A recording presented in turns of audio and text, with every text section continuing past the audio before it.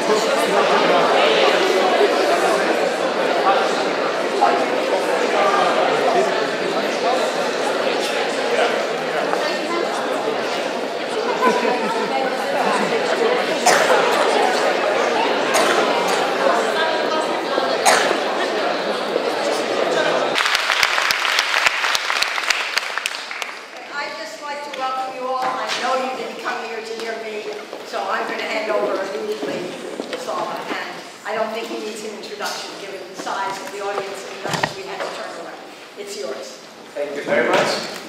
Hello everybody, it's a great pleasure to be here. If my English vocabulary is too poor for you, I'm sorry, but I live in Ukraine so far, so I'll try to do my best to explain everything in English in a way that you understand. I think that the best way to build our conversation is not just a lecture. I'm not here to teach you or moreover to preach. I'm here just to talk about some things that I'm thinking every day and probably to discuss them. So I think that 15 to 20 to 25 minutes, depending on the mood, I will tell you something.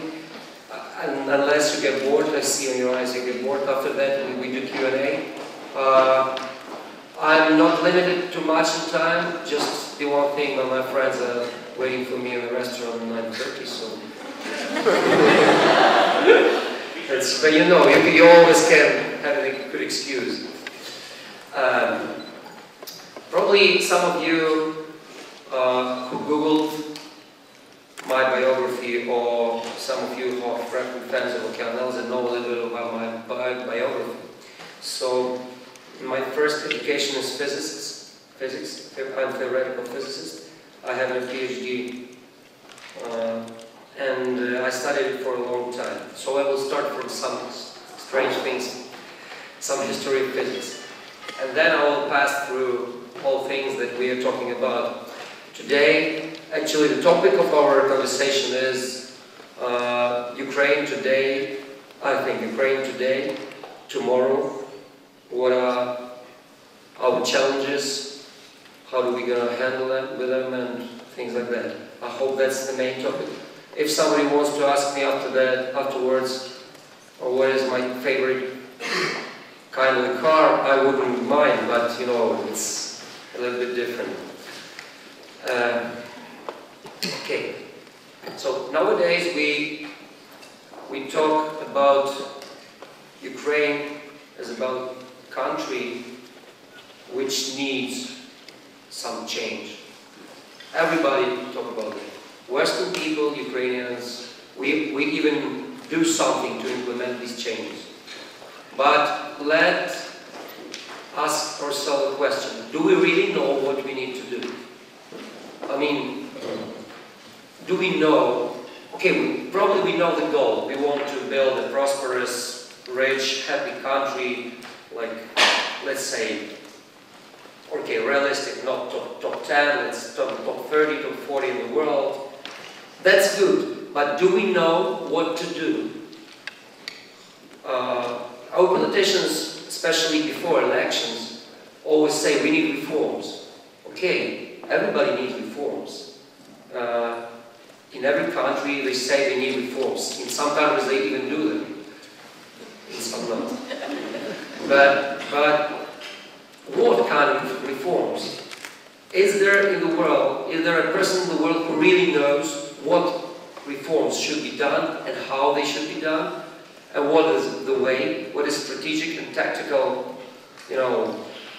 roadmap.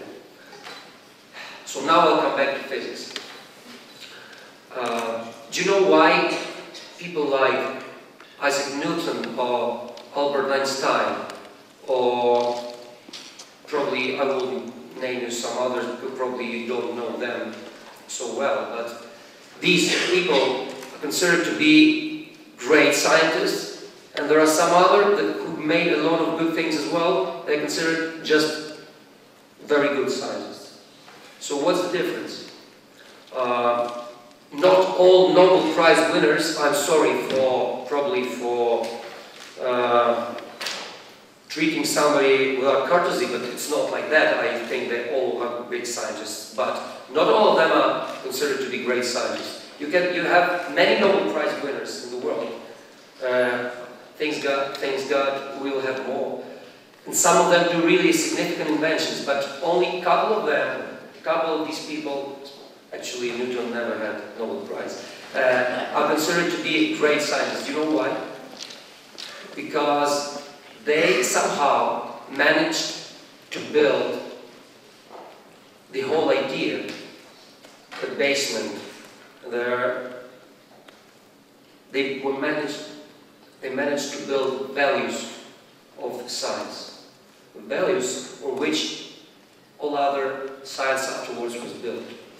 You know, many people before Einstein were thinking about gravity.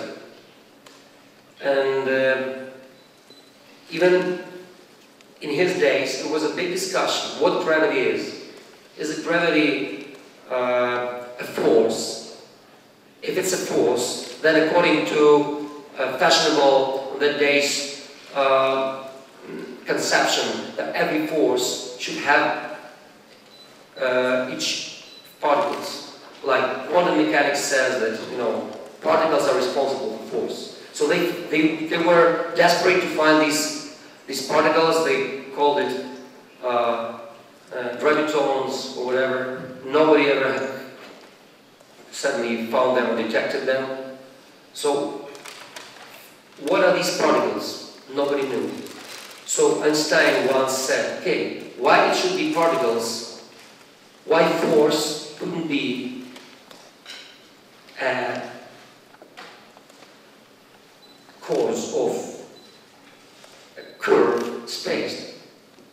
Just curved space. Do you know, if you have curved space, or for example, an inner surface of a ball, you always have something coming down, then coming up, coming down, it's even without force, just because it's curved. It's like this. And what about if space is curved? He was first treated like, I wouldn't say crazy, because he was already a respected man, but as somebody who has, let's say, two brave ideas. But finally, it seems that he was right. So why did he succeed? Because he tried to look on things differently. And he tried, as Newton, as James Maxwell, and many others who are really great scientists, they were not investigating a small problem. They were not finding a solution in just having their own expertise and knowing what to do. But they tried to broaden the horizon, to make the horizon broader. And they looked at everything with different, much more fundamental perspective. So coming back to Ukraine, I believe that our main problem is not economics. Actually, economics is a problem, but it's just like a force of gravity. What is the cause of this force of gravity? Economics, let's say, legislative system, courts. It's everything. All these topics, all these issues, they need reforms. But we can't understand how do these reforms before knowing what is this big, curved space which causes these problems in economics, in legislative system, in social things, and so on. My personal belief is that we should start from values. That's our fundamental force, that's our fundamental, that's space in which we live. Actually, not only Ukraine, all the countries in the world. What do I mean when I talk about values? There are different values in the world, different set of values in the world. In different parts of the world, people worship, let's say, on different values. What are Western values? We talk in Ukraine, we talk about coming to Europe, or coming closer to Europe, or uniting with Europe, or being a part of Europe every day, 1,000 times a day. Nobody exactly knows what it is to be Europe, to be European. Actually, being in Harvard, I joked with the students, I think that probably the country with most European values is the United States of America. Which I think is true. Because in my opinion, the thing we are talking about are two very simple things, but very important, fundamental. The freedom of choice and the dignity of the person. I claim that these two things, you can derive everything from these two things. Sometimes you can also add another one, which is an honest labor. Some people say it's a new independent value. I would say it's a consequence of the first two. But anyway, you can add, if you want, an honest labor. You probably living here would say, okay, but it's obvious. No, it's not. Because there are many societies in the world which have different values, who don't think that personal freedom is the most important thing in the world. For example, there are some, I wouldn't point, but there are some societies, especially in the East, who think that safety, it's much more important value than freedom of choice. And they would prefer safety to freedom of choice. They don't understand this. That's why we have such a big tension when they say that Western countries, America and others in the UK, come there to implement democracy and we don't need it. And people in the West don't understand why. How can you refuse it? It's the best thing in the world to live in a democratic society. It's not obvious. It's just your choice. It's a choice of people to know that personal freedom is the most important thing in the world. It's not a fundamental law of physics. It's our choice. And it's choice given to us by other values. And it dates back, the first appearance of these things dates back to like 3,000 years ago when the Bible was invented. This idea appeared first in Judaism and afterwards in Christianity. It was the first time when a man was given a choice to commit a sin or not. Actually, a question of sin didn't exist before Bible.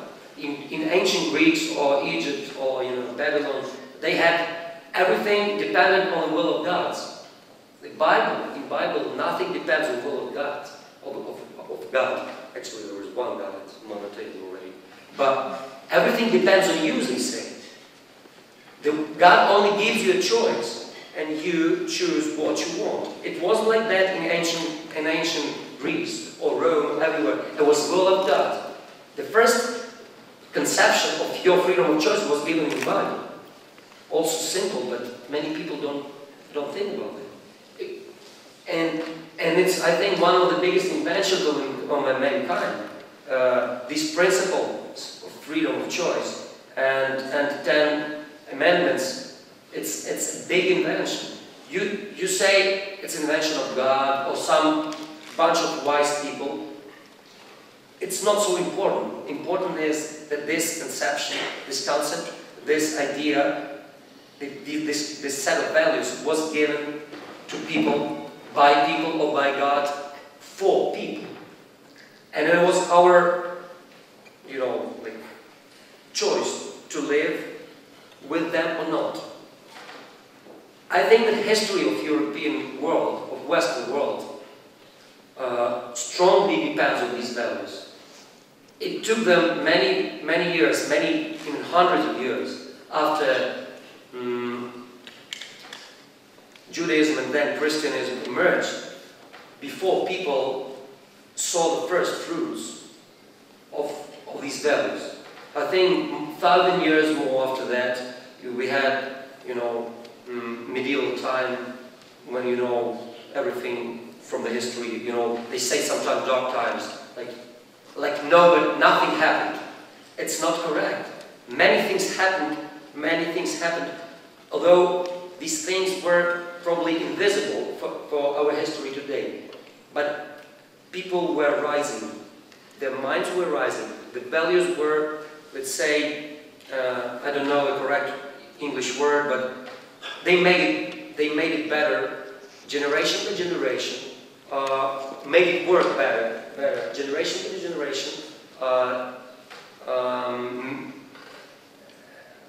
Next 100 years, they had wars, they had revolutions, they had even Black Plague. Everything that Europe had helped them to crystallize these values and to make them work. The cause of this, the consequence of these values are democracy. Because you can't have democracy when you don't have freedom of choice of a person, and also if you don't have a respect of dignity of other persons, you just can't have it. Next is free market. You're talking about it a lot here. I think each of you is stronger than I am in that, but still, free market and market economy. We can derive it from these values. What else? Freedom of press and speech. You can derive it from that. A law, one equal law for everybody. You can derive it from here. Because if you respect the dignity of a person, so you can't be bigger than somebody and you can't be smaller than somebody. You are equal. Not equal in a let's say socialistic way of giving small bites, equal bites to everybody. No, equal in your rights. Equal in the name of God, to equal in your choice, in having freedom of your choice. Here you have elections. Here you have many things. You can derive everything Europe or Western world lived with from these two values.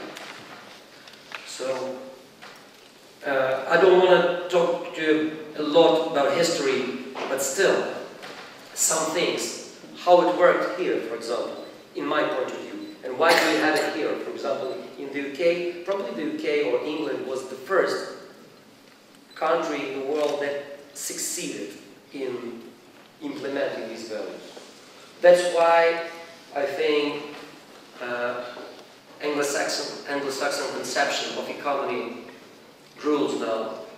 I think even that's why English language is the most international language in the world, and why the most powerful country in the world is English speaking, not necessarily the UK. But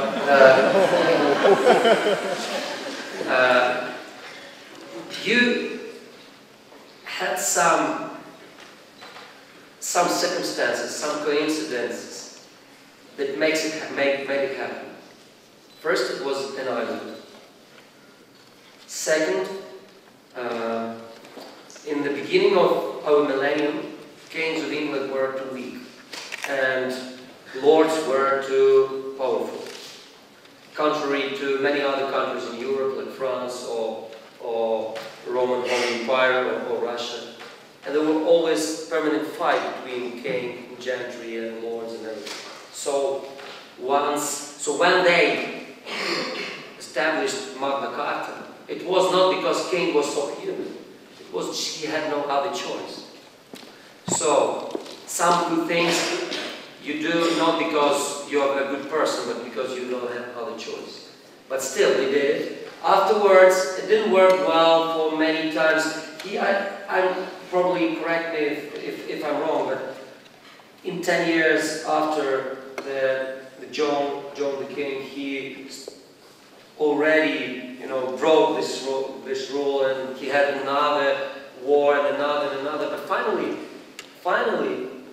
find this equilibrium. And then another thing with the Glorious Revolution and things before, in the 17th century, there was a second step which made this society even more equal. And afterwards, you had just a prosperous looming of everything, of science, of technology, of economy. It happened all of a sudden in the 18th century, what we call an industrial revolution. Somebody say, why did it happen once out of the blue? No, it took like many hundreds of years in an island, in a closed system, to make it, to implement it, to make it work, to make it happen, And afterwards, other countries saw that it worked and tried to do the same. The societies which were close to this, values of which were more ready, were more successful. The societies living with different values were not successful in having this, in reaching these goals. One can say, okay, but you're talking about materialistic things. Yes, I do. Because in our world, it's probably one objective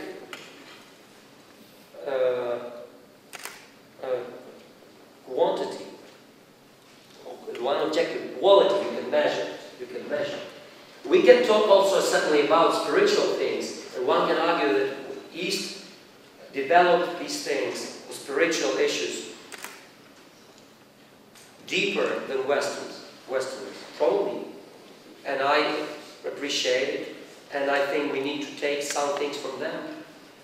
But we're talking, especially here in London School of Economics, we're talking about economy. We're talking about prosperity of people. We're talking about the life of a family, of a person who needs to eat, who needs to take care of the health, and things like that. So, if we are focused on these materialistic things, you see a good way that this this set of values I was talking about works. Probably, having a scientific background, I always know there is no absolute answer or an absolute solution. Probably there exists something else, some other core values, set of values, which will bring us material prosperity and happiness both quicker and easier and simpler, in a more simple way than these. But I don't know them. Probably they are. And coming back to different values, I was talking about safety. One thing with freedom is a very tricky thing. Once you choose safety as your basic value, and let's say it's black and white, safety and freedom, they are always, you know, you can't choose simultaneously two things, usually, as basic values. It's impossible. So if you choose safety, there's a big doubt that you once will gain or will obtain freedom. When you choose freedom, it's a very big probability, a very high probability that one day, probably not in a late time, you'll also have safety as well. But not as your value, but as a consequence, as just something that you already have. As it's not a value then. It's just a normal. One of things you have in your life, in your free life, because free society becomes too strong to organize their safety themselves. That's how happens now with powerful countries, more or less. So I will come closer to the end. Coming to Ukraine, I will say that doing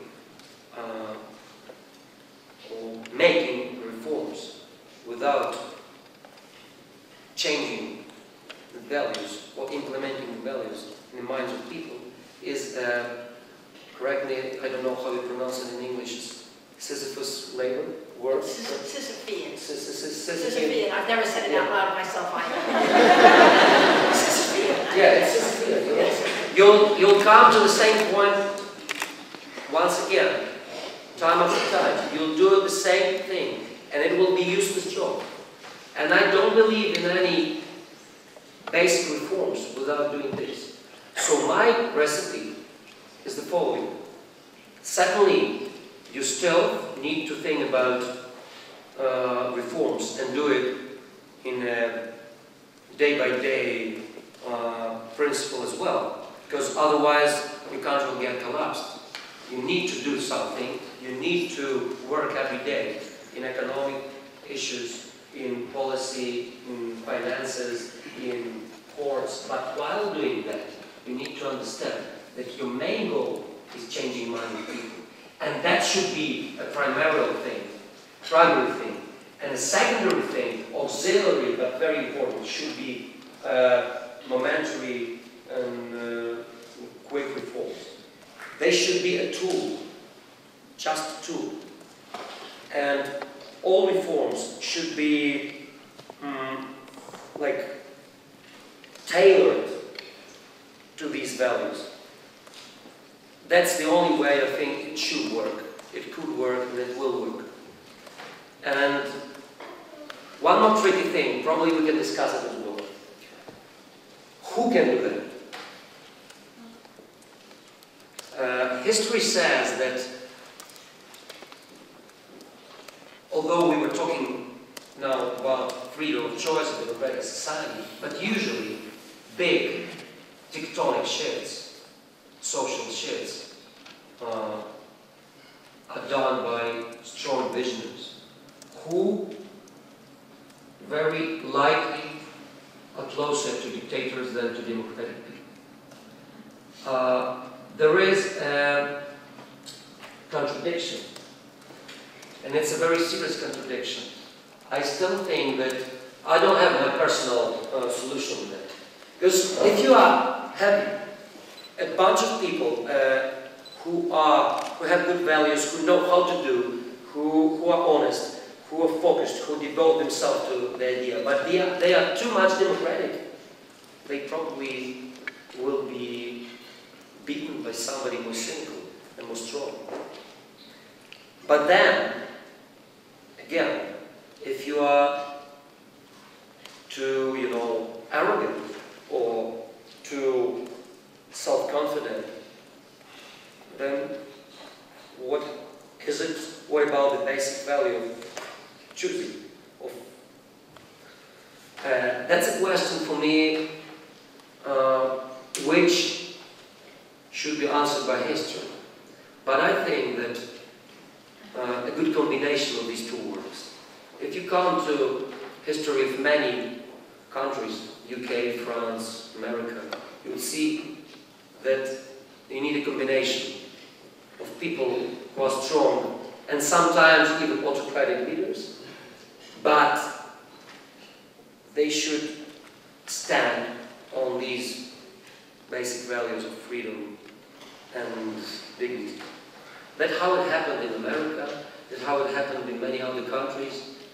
That's interesting, how it happened, for example, it's absolutely different in story than Ukraine, but that's how it happened in Singapore or South Korea. They didn't start with a big democracy. I would say that some of these countries are not very democratic countries in Western terms even now. But somehow they managed to find this balance between strong leadership and know-how, like some of them are Mr. Know-it-all, but they combine it very carefully and very it's very subtle work, and they combine it with these basic values, and that works. Because otherwise, if you want it to be just normal thing, not pushing it forward, then it takes us hundreds of years to come to the point where, for example, this country is. We need a leapfrog. We can't work for generations and generations and generations. I still think that if we start seriously doing what I'm proposing now and changing minds of people, I mean changing minds of small young kids, because you can't change minds of older people. So it will still take us at least one, or I would say more honest, 2 generations to succeed. But 2 generations, it's like nowadays generation is smaller, or not as big. There is not such a big period of time for generation. It's like 2 generations is 30 years. It's nothing. It's nothing in the terms of history. We should just keep patient. Because it's another thing, I don't know if all of you are from Eastern Europe, but typical thing, the typical feature of Ukrainians is impatience. Yeah, you want everything today, now, and it's very, let's say, it's better if you don't do that, but somebody bring it. You take it for granted, you know. I don't believe it ever worked like that. I don't believe it. You ask, okay, but 30 years, we already get older.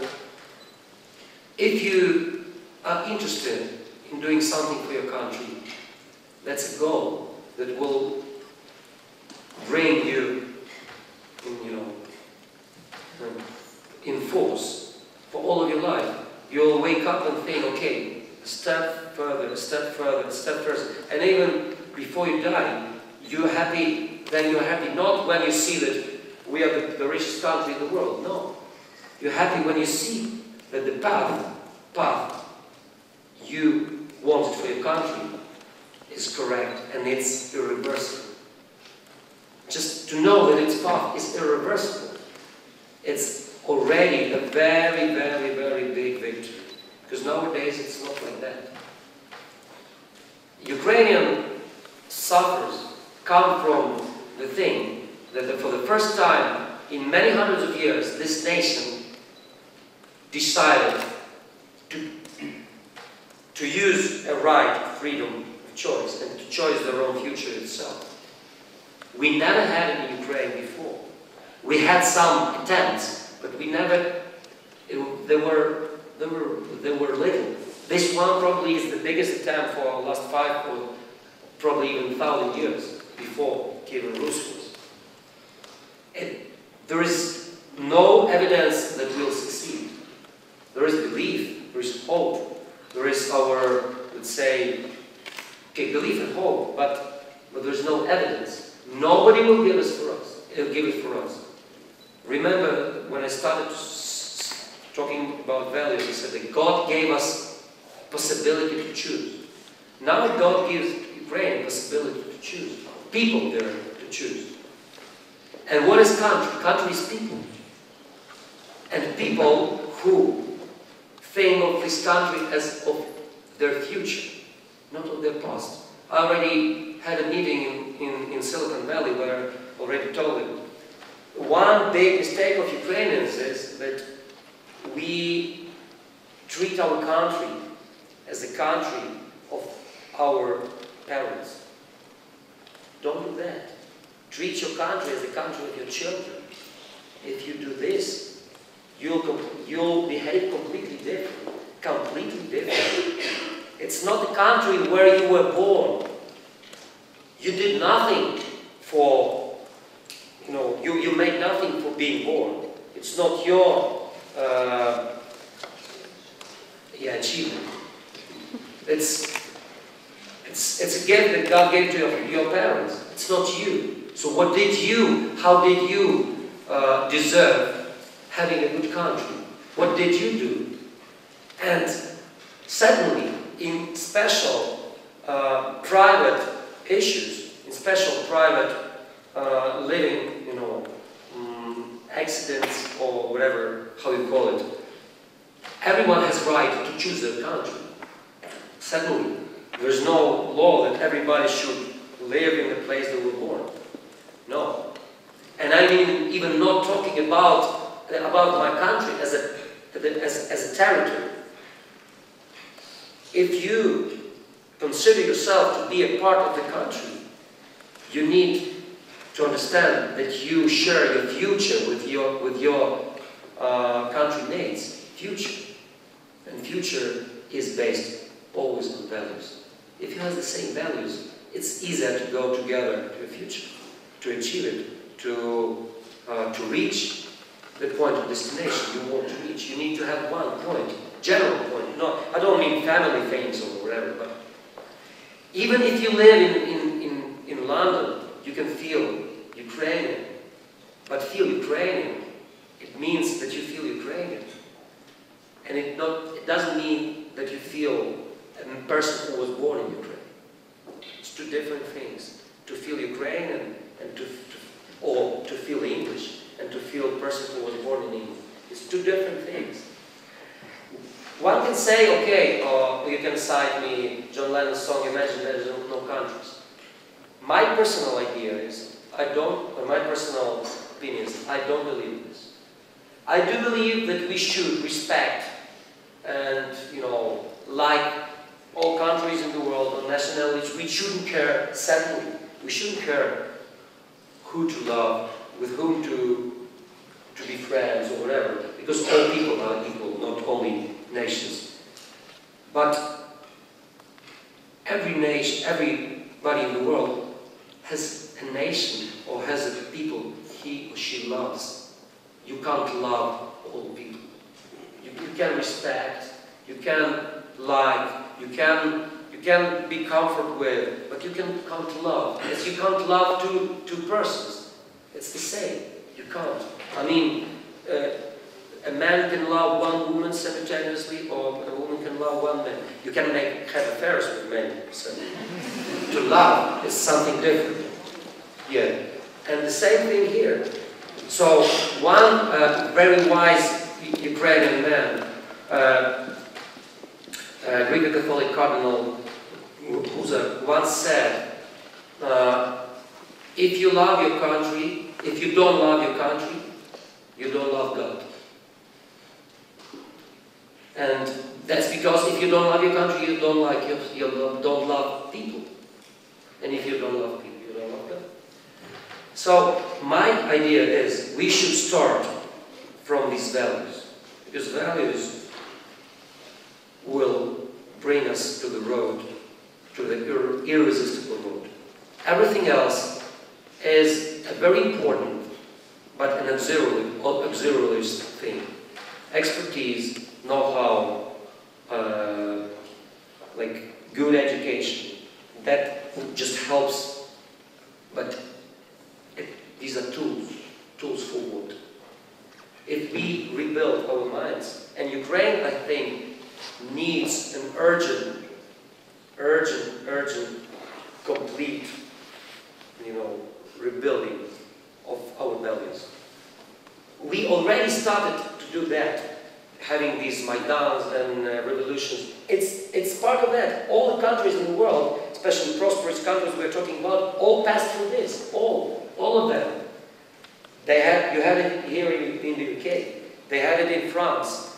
They beheaded people, And they had it in the Civil War in the United States. They had it in Germany. They had it with Garibaldi in Italy. They had it everywhere. We are not a unique example. The one thing, we are probably later than many others, but probably earlier than many others, believe me. There are many societies in the world that are even closer to the point we are now. So it's good news for Ukraine. So the one thing we don't need to do is to give up. Not personally, because I think that personally none of you is going to give up. Certainly you have your life careers, you have your families, but I mean not to give up as a society, as people in our country. Let's do something together. It's like with love, and like with a word want. People sometimes treat word want not correct. Word want doesn't mean that somebody gives you something. Word want means that you want it so bad that you get it. No? And we should talk about the future of our country if we're really interested in it, like this. Let's say some selfish argument as well. Isn't it interesting to take a country which now is poor and doesn't know what to do and make it prosperous and say, I did it? Isn't it a good point for a selfish person to be a little bit not selfish to your country? So that's something I wanted to tell you. Probably if I was talking in Ukrainian, I would have told you a little bit more, but I think that's, I mean, I would have talked quicker and probably would have been able to like, present you a little bit more of my thoughts, but probably Q&A will help it. Thank you very much. Don't be shy, don't hesitate, don't be to ask as strange or tough questions as you want. There is no bad questions, there are bad answers. Hi, my name is Irina Bandi, so I'm identified now. The question is, can you see any political party or any person or power in Ukraine at the moment who can help to realize those values, or at least to help to instill them in people's minds? Thank you. Thank you very much. I see very clearly there is one party which is not a political party, which is just what we call civic society. It's emerging in Ukraine now, and it has, I think, I would say, spring, and I think it's looming, and probably in a couple of years it will give first results. Civic society. None of political parties, I think, nowadays is really talking or caring about that. But it's a normal thing. You know, politicians never, unless these politicians are some great visionaries which will come to history, never ask from politicians to do some strategic things. They will never do that, because strategic things don't give quick results, and that does not give them a guarantee that they're going to be elected next time. So, you need to be a visionary who doesn't care on the next elections, which sounds a little bit like utopia for politicians. But in many countries, civic society made and created a social demand for visionaries, for these leaders. Like, these leaders, they happen very rarely. You know, nowadays I think there's I don't know any visionary in the world who you can compare with people of scale of like Lincoln or like Churchill. Visionary, sometimes visionary can be not only good but bad. Hopefully there is no bad visionary as well, because we had bad visionaries in the middle of the 20th century as well. They were very successful because they were visionaries. They knew what to do, and they were badly wanted this, and they didn't care on anything else. Politicians nowadays politicians are very, let's say, it's like somebody who want to, you know, easy come, easy go. Like, they have their own little careers, you know, they care about their families, about their position in life. They want to do something, certainly. I don't blame them to be careless. No, they do care.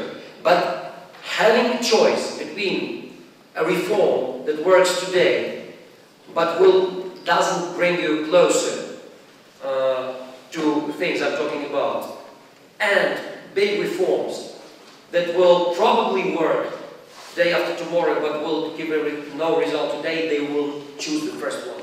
99% of them. And you need to understand that it's not them politicians, that us, civil society, civic society, who should push it forward and, you know, make a social demand. Probably, if the social demand becomes too high, we'll get one of these leaders or one of these parties. Actually, I believe it should be a bunch of leaders. Probably one who is let's say, a very inspiring person, and somebody else staying behind or next to him who are like good executives, but still very visionary. Dmitry Zenzin, MSc Philosophy and Public Policy. You talked a little bit about freedom of will, freedom of speech, freedom of choice. My question is about independence. Do you think, in your opinion, there are circumstances where the minority can have a claim over the majority, if ever? And I suppose, to put it in other words, do the numbers count when it comes to freedom of choice? Thank you. I touched a little bit this issue already when having my speech, when I say that there is a contradiction sometimes between making some tectonic shifts in society and being too democratic. Probably, is it Churchill who said that democracy is a bad thing? But, it's the worst system in the world except for all the others. yes, yes. So, I still believe that democracy, even if it's painful, annoying, sometimes a little bit, I don't know if I can use colloquial word here, and I won't. If it's, you know, if it's too annoying, still, it's better than dictatorship. That's what I believe that when people argue with each other or fight peacefully with each other, they find always the best solution. Sooner or later. Probably it takes more time. Probably later. But still, the myth of a good dictator, of a good minority, it's a very... it looks nice, you know. It will be happy. I would be happy if it worked like that. We found some good czar or some good elite or some good, you know, nobility, people who are like 1% or 2% of the nation, the most educated, the most talented, the most whatever, the most, who say, okay, we 100,000 people want us to do this, believe us, we are right. And everybody believed, and they were right. And everybody's happy. Do you believe that things like that can happen? No. Not because these 100,000 people are wrong. Probably they are right. But because the nature of a man or a human being is different. Because on the way of doing this, you'll have so many obstacles, and you'll spoil the idea so significantly that at the end you'll have completely different situation that you wanted to achieve. So we need patiently to learn how to live with democracy. The one thing we don't need to have, we don't need to be, you shouldn't be pitiful. Once living in the rules, democratic rules, having known that there was one rule, one law for everybody, then implementing this law, you shouldn't be pitiful. No. You should be sometimes even cruel, I believe. You should be even cruel. But work using only the rules. But in the frames of these rules, you should have time for tears and emotions. You should be very straight and very focused and doing a job. And if something should be cut, it should be cut. And if somebody should be punished, it should be punished. And if something very painful should be done, it should be done. And that's a very important thing. So you should be a democratic in your values, but you should be, you know, very strong. These two things together give a result. Just to be strong. And to be strong is, it's not an easy task. Because generally, I believe that people are weak. Generally, like all of us, me too, all of us people are weak creatures. You know that. But somebody should be strong. That's difficult, but still. Remember Nelson Mandela, who was in prison for, tell me, like 30 years or something like that. 30 years, he didn't give up.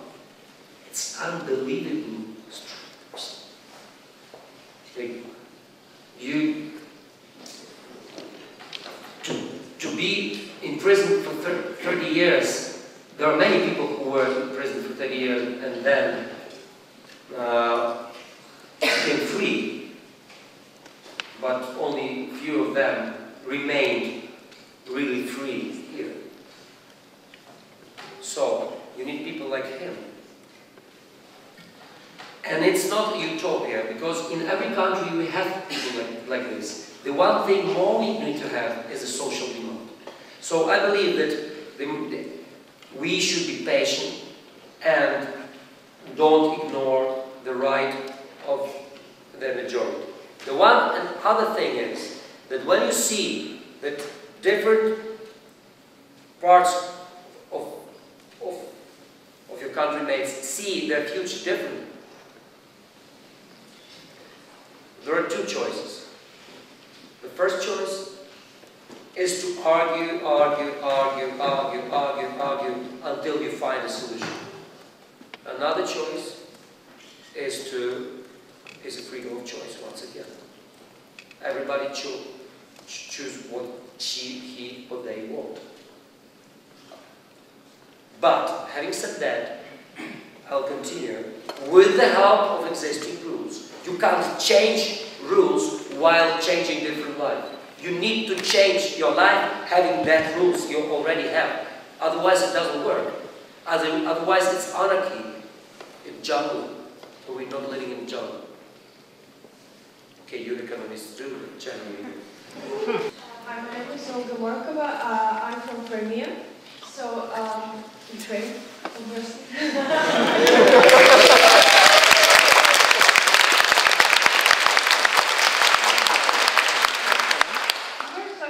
Selfishness, and if we may feel selfish that we do a lot for our country and so on, this tricky question of ego. And I wonder, this is something that I maybe also struggle with, that we want to return Crimea, we want Baby back and so on. Do you think it's selfish or it's about justice? It's the first question. What is your vision politically and from the perspective of values that you're talking about? The second thing is, you were talking about Nelson Mandela, who was... You're a wise person. You already put a couple of questions. Is it a joint one from your part? Yeah, it's all about Crimea. So, the second, you were talking about Nelson Mandela, who was in prison for 30 years for his views and belief.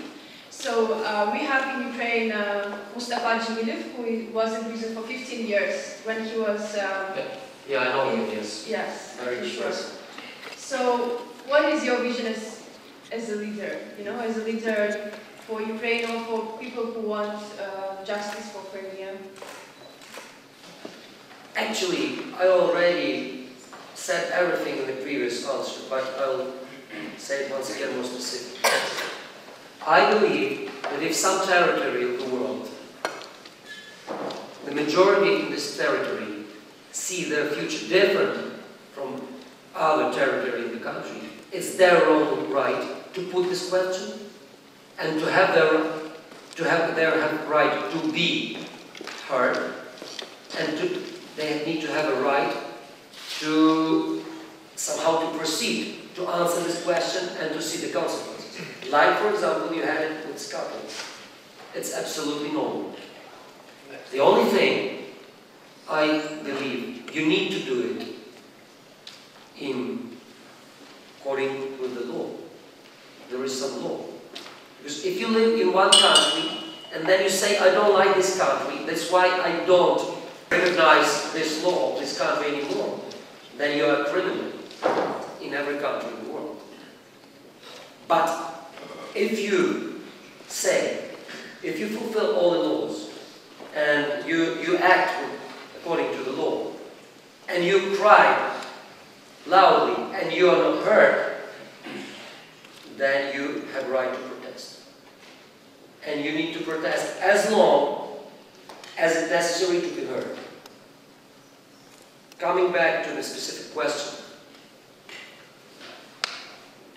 there is an amendment, one of them, it's called Don't Steal. Don't steal. So Boris Johnson, you know the politician here? Yeah. Mayor of London. What do you think of him? And the other He always has a nice haircut. And the second one, right? I'm just always curious about asking different people with beautiful mind like yours. You have 250 millions yesterday. Easy come tomorrow. Easy come, easy go. You win the lottery. How do you spend 250 millions? Big three things that you do. Because I don't know why, but someone like Abramovich would like to spend on Chelsea some 60 millions every week, paying people for kicking the ball, you know. And someone like Akhmetov have a flat in a Knightsbridge worth 250 million. I just cannot imagine 250 millions in one flat, right? So three big things that you do for 250 million. Okay, well, haircut you already get the question. And about, first, I'm curious why this specific sum of money, but anyway, why not 1 billion or 100 billion? But anyway, first of all, I don't think that money ever can be enough. I mean, there is no person who says, I have enough money. Because poor people has their own needs, rich people have their own needs. I know many very rich people. Some of them, actually one of them is even my close friend. I wouldn't name him, but he's a very rich person. He's not even close. No. I even never met him. It's the only one president of Ukraine I never met. That's person. But money is a very philosophical category.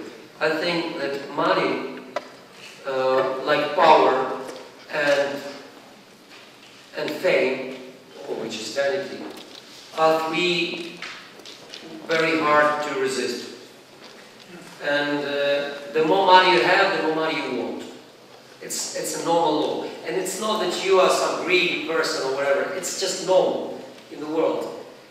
But some people become obsessed with this, and some people just live a normal life, just theoretically want more money. And if you are the first, you're, I think, a little bit ill. But if you are the second, you're a normal person. You're just dreaming of something or whatever. Then look, I'm a physicist. That's why I'm a little bit pragmatic and analyzing the person. Second, in my horoscope, I'm Taurus. So I like thinking pragmatically. If I had this money, I probably would have done what I do, having my money, what I have now, much smaller. I would spend just half of that, and half of that, I mean, part of that, smaller part of that, and some bigger part of that, I would leave it for future, and invest somewhere, whatever. You can invest in a big house in London if it is worthwhile, you know, because you have always, the prices are getting higher and higher. So that's also good investment. At least you have 10% rate in a year, which you can't easily find in a business. So why not? It depends on you. The one thing I wouldn't do, I wouldn't spend it just to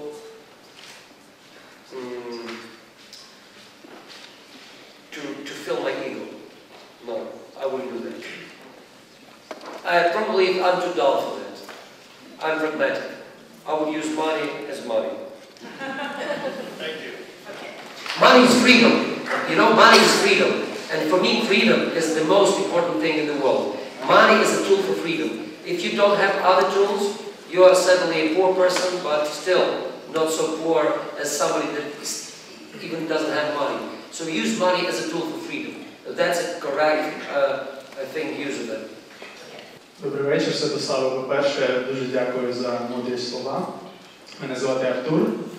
So my question will be on a practical side. I strongly agree with your point regarding thinking about the future and not the past, particularly myself being an Armenian, and I think Armenians are even more stuck in their past than Ukrainians.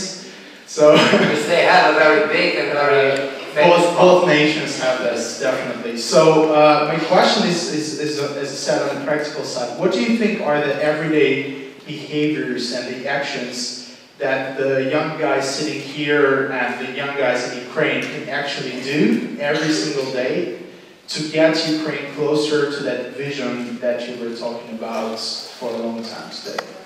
First, I'll try to answer short. First, everyday job, be example for your friends and your environment. Just be example. Behave having these values in your mind. And it's many things, from, you know, throwing trash to the bin, to properly behave when studying, working, whatever. Many things. Second, but it's not enough. It's a good thing, but it's not enough. Second, try to become a local leader for not only for your closest environment, but for broader as well. Do something. Start up some new initiative. Start up some new, you know, social activity or whatever. It's not only charity that gather money for people who suffer from the war in Ukraine, which is good, but not only this. Try to make some, you know, some free of charge online education for somebody. Do meetings with people in your city, come back and talk to them, show them something, just be a teacher. Be a teacher and a preacher and a moral role or role model simultaneously. And if people see that you are a good example, then they will try to follow you. Because you don't need to be, you know, you don't need to be a prophet. No, I don't say it. We're not talking about that. Just do your everyday job, but do it in a way other people like it. And then, the second, come to other people that don't see you and say how you do, what you do, and what you're going to do. And ask them to join. These two things. And it's very simple, and it works. Actually, that's what I am doing. Good evening, Svyatoslav. My name is Maxim Kulik. I'm from Ukraine, Donetsk. You're talking about the values which should the society implement in order to get the Western way of the development. But literally, I'm interested how is it possible to make the person love something. And do you see yourself as the person who is able to implement those values and the first steps to implement the values, like in general? You mean in my life or in country? Generally in society. First, you can't force somebody. First of all, it doesn't work. Second, it's not within, it's not in frames of these values. So, you can't make somebody free, forcing him to be free. It's impossible. So there's two ways, I already told you. First, if somebody doesn't think that freedom is his or her core value, he or she does not understand what is, like, why should he or she get it as a basic value? There are two ways. First, let him go, or let him free. And second is to teach and to persuade. I think that all of us, especially you, need to be very persuasive.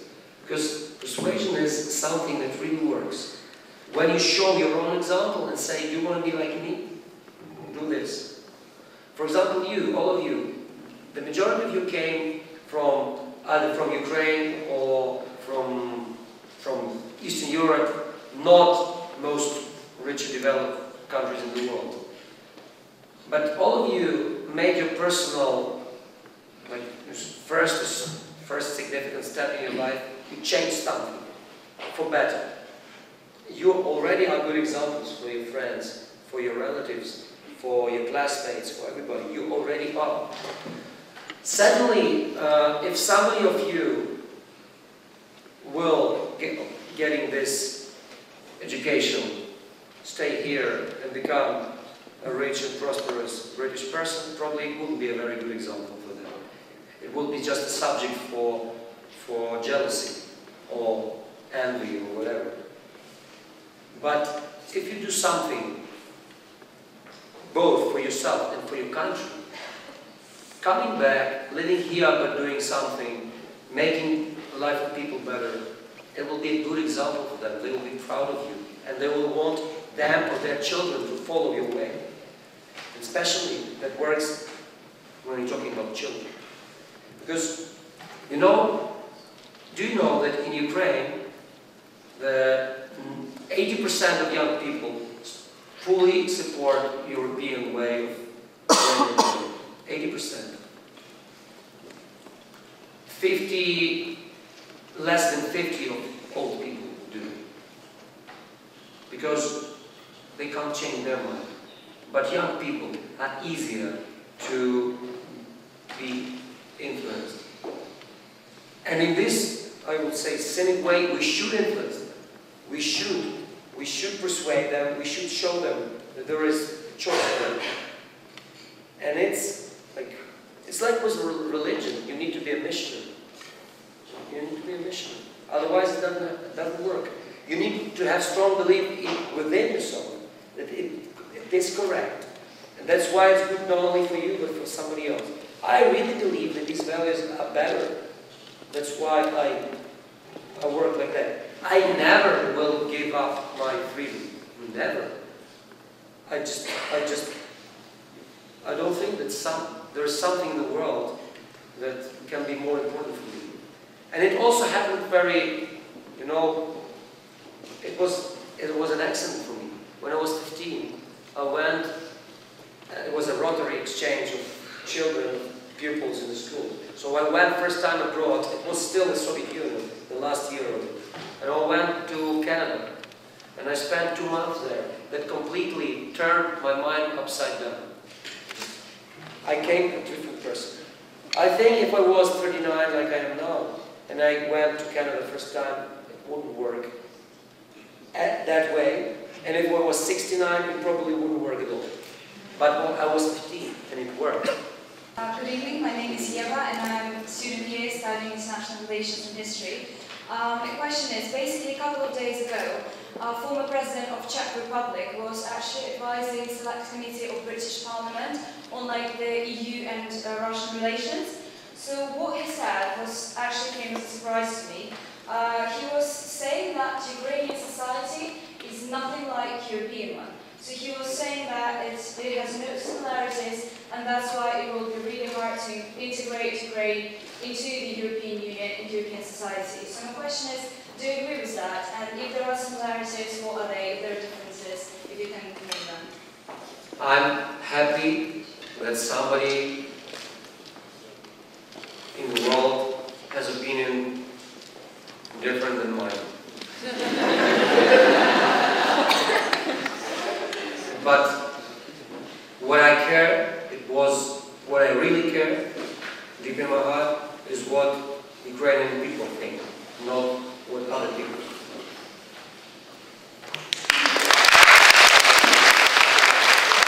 My name is Slava Mikhaluk, I'm originally from Ukraine. So my question is, I like your philosophy about majority and minority, about democracy. My question is, you got already a bad example of voting, where the president of Saakashvili of Georgia, he makes so major changes in the social society and economic and implementing reforms, when the majority vote against him and they choose oligarch and choose between the food and freedom and other value. What do you think about Ukraine? Do the Ukraine got those risks as well? Thank you very much. I wouldn't be so black and white talking about Georgia. I've been to Georgia a couple of times and I have many friends there. I know some rich people there as well. And I know some poor people there as well. So, what I think they did, they defined the path. And they made it, it's not irresistible yet, but they're very close to have this way irresistible. And that's much more important on who won, or than the question of who won and who lost. Yes, I absolutely agree with you that then when they chosen another president and parliament and prime ministers, new one, and they treated in a strange ways their former president who made a great job for the country.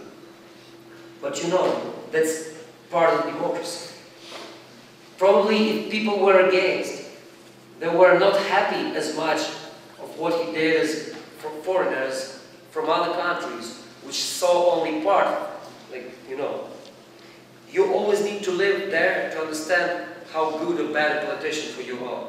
There are many people who admire, you know, politicians abroad, but when you come to ask people inside, you say, you know, I wouldn't be so optimistic about him or her, you know?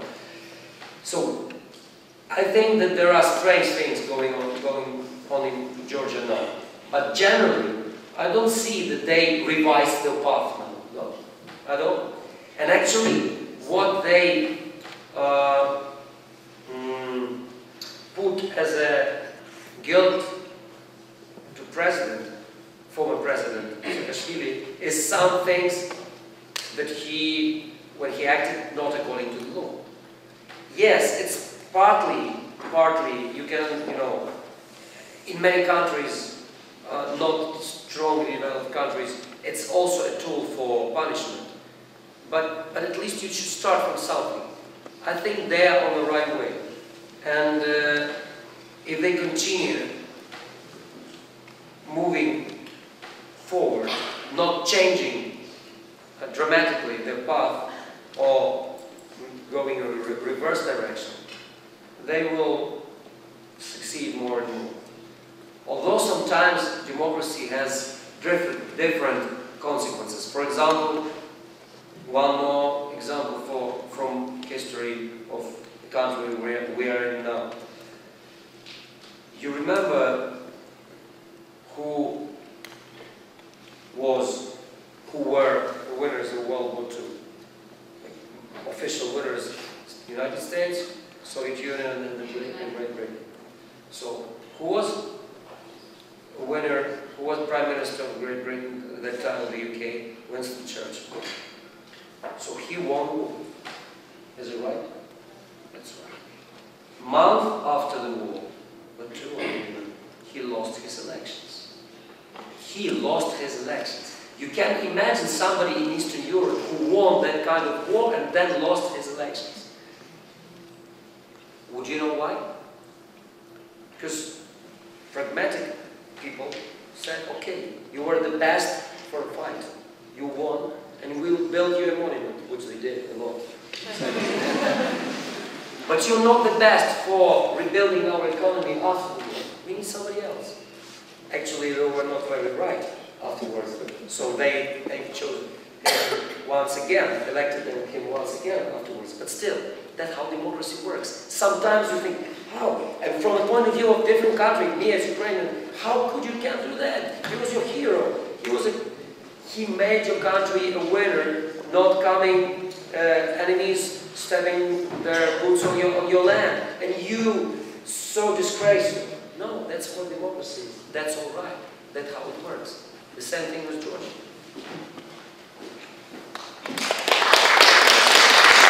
Thank you very much for the lecture.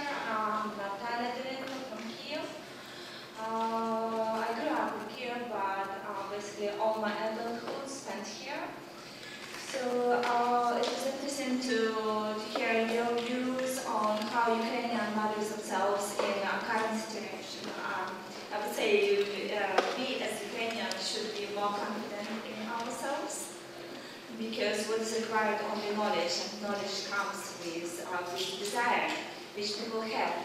But what about your views on the current government? I wouldn't say government which is changing, I would say how you see from, let's be black and white, from 0 to 100, how would you rate current president fits in the situation and in projecting you would never come back to Ukraine, you wouldn't be responsible for your work. So what do you think about current president and his future leadership of Ukraine? Okay, thank you very much. So government or president or both? President. Okay, I wouldn't be even here black or white, but what I don't want you to think that I'm trying to avoid the answering. So first I will answer in some joke, and then I will tell something more. So once, it was probably Henry Kissinger who was, when he first came to China in the beginning of the 70s. You know who Henry Kissinger is? He, the former famous Secretary of State of Richard Nixon's administration in the States. So he was asked a very simple question. What's your opinion about Great French Revolution? And he, probably it was him. I might be wrong. No, it wasn't him. Ah. Go ahead and tell the Yeah, story. But it's a good story, so tell it your way. So punchline is the same, it doesn't matter. he was like thinking like to say, hey, it's too early to make any conclusions. So what I think, first, he was given a very big credit of, like, and he has a big, confidence having been. He was voted by 60% of the population, which is for Ukraine a huge number. He has many challenges. The most significant one, he promised to stop the war. You know that. Yeah. He still didn't do that. But is he the only person to blame? No. Is he doing his job in the way he should do? I would say he's trying to. So it's very difficult now for me, having a war, a real war, in part of your country, to say mark from 0 to 100, because if it were a different time, I would say it's enough half a year to say something. Now, to say what I don't like, it's not like what I really don't like. That they did make both Parliament and him, they didn't make elections only on how we call it, on proportional list elections. I think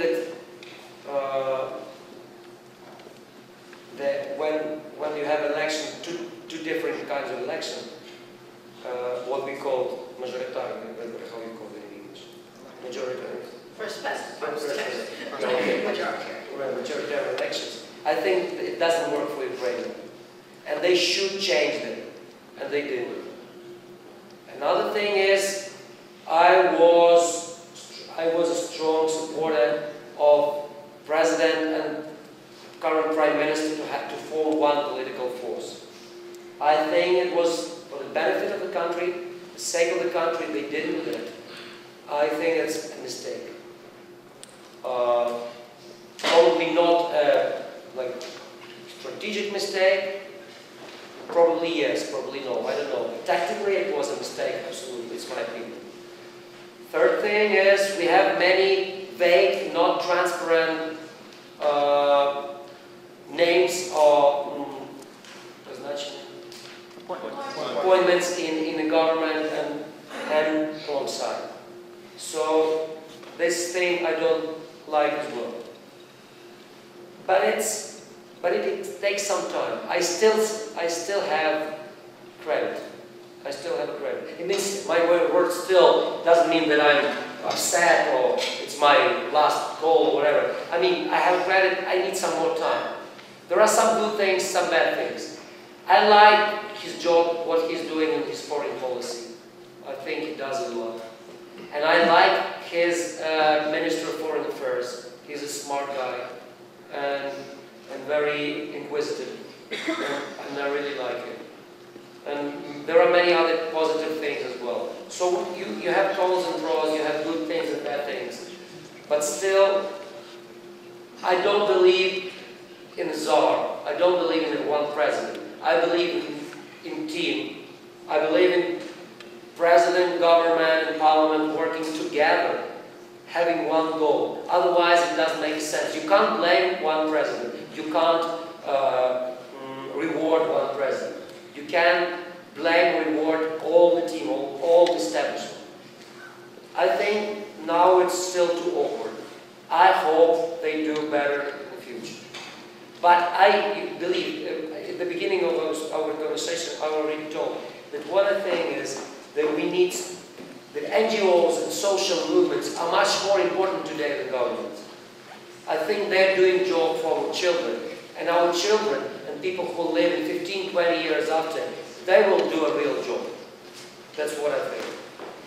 And the task of the present government, general establishment, is to create environment in which to make a soil, to create a soil in which these new people will grow. My name is Adrian Kovacic, I'm 9. I'm Ukrainian, born in Australia. I love Ukraine. What do you think I could do to help it change?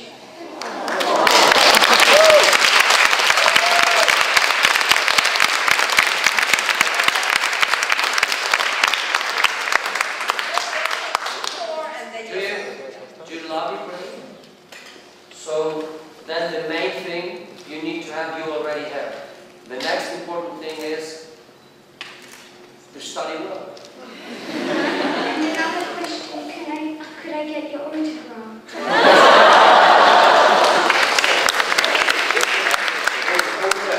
Good evening, Svyatoslav. My name is Nadia from Estonia, but my parents are from Lviv. My main question at the moment to you and pretty much to everyone, what can we do and what can be done to bring Ukraine together, and how your mentioned two values can help with that? You can't understand, you can't answer this question in 1 minute, which I've been trying to do. Okay.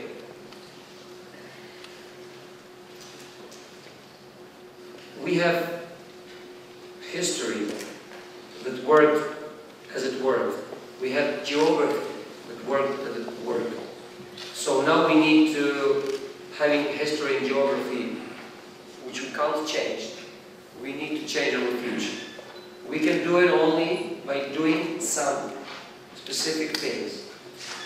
I already told you about missionary as well. You need to educate other people. That's, I think, the most important issue. To educate other people, to make them know that there is different life, that there is different attitude to life, and the more free they are, the better they succeed, the more they succeed. And the second thing, it's one more important thing, that within Ukraine, inside, we need to have Ukraine more interactive. We need to have collaboration and interference between different parts, regions of Ukraine.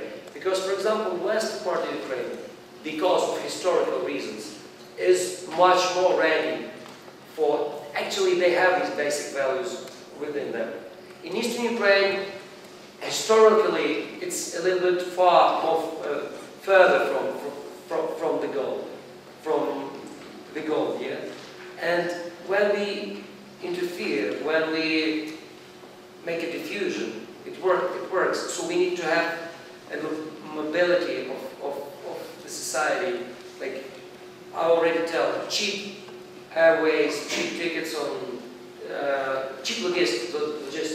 That will help. One more thing is very interesting.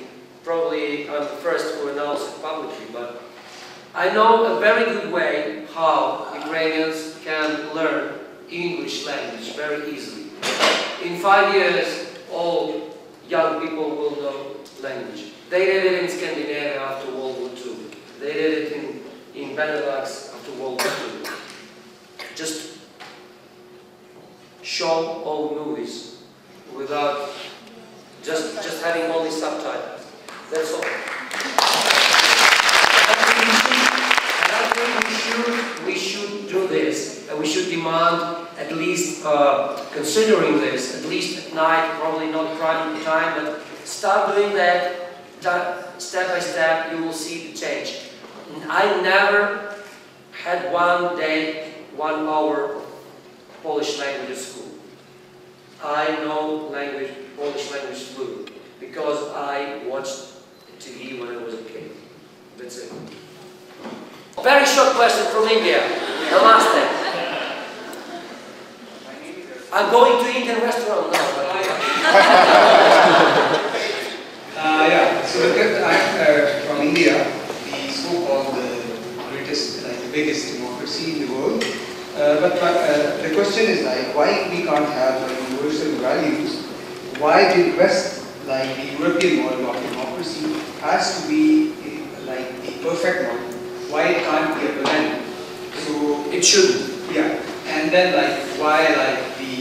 why we see this inequality of like, for example, in security council, we see like the big five, and they are basically, so they are using, they are providing safety, not actually freedom. So I think, so they are using it, so it's better to be two, like the basis of values, which you said was the model of safety.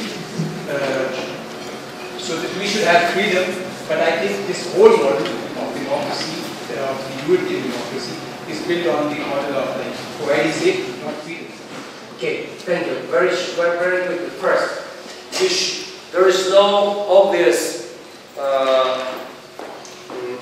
there is no evidence that these values are better than others. That's, for me, I like them more. That's why I'm telling you about them. It's my choice. You can choose differently. It's my personal choice. Second, please go ahead. Second, I also am not satisfied with the current position of the Security Council. Unfortunately, I can't change it myself. And the last one, and we finish. Okay, hello, my name is Anna, and I've been born in Ukraine, but living here recently. I think I'm going to turn a little bit the topic right at the end, but to leave it all in a positive note. I hope I will get a yes as an answer. I represent a group of youngsters in London. We are singing here, basically. We're doing singing, and we are a volunteering group who are meeting every week, and we represent the diaspora, Ukrainian diaspora in here. And kids have asked me to ask you, if you please, and they don't take an oath and I'm afraid, if you would come and songwrite with us, please, on one of your future visits. Okay, I officially promise that I will.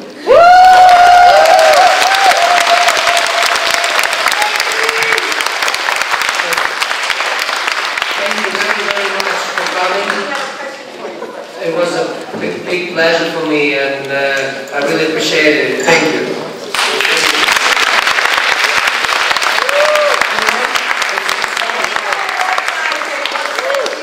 It's really a useless one because it's nice. I like it. Usually they give you some percent that. We thought you might take the